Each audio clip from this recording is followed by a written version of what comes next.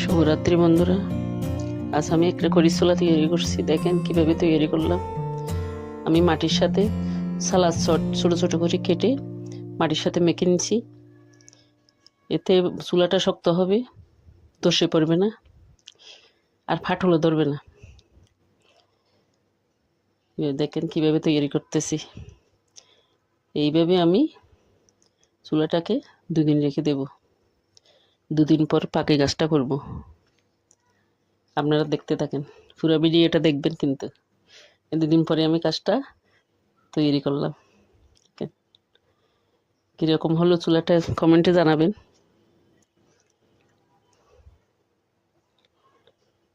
দেখে একটা ডেকচি তুলি দেখাচ্ছি, দেখেন। ততক্ষণ সবাই ভালো থাকবেন আর কমেন্টে